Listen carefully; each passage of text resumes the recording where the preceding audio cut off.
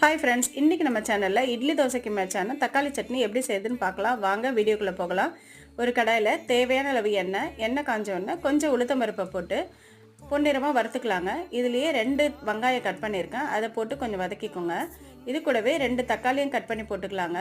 இது ரெண்டுத்தையும் ஒரு 2 நிமிஷம் வதக்குங்க.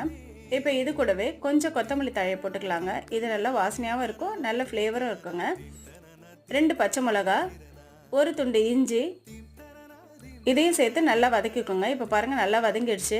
இதை ஆற வச்சு மிக்ஸி ஜாரில் போட்டுக்கலாங்க.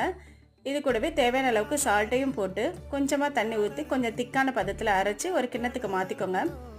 இப்போ ஒரு பேனில் தேவையான அளவு எண்ணெய், கொஞ்சம் கடுகு, கொஞ்சம் கருவேப்பிலை போட்டு இதை தாளிச்சிக்கலாங்க. இப்போ இந்த தாளிப்பை நம்ம அரைச்சி வச்சுருக்க சட்னியில் கொட்டிக்கலாங்க. அவ்வளோதாங்க, சூப்பரான தக்காளி சட்னி ரெடி ஆயிடுச்சுங்க.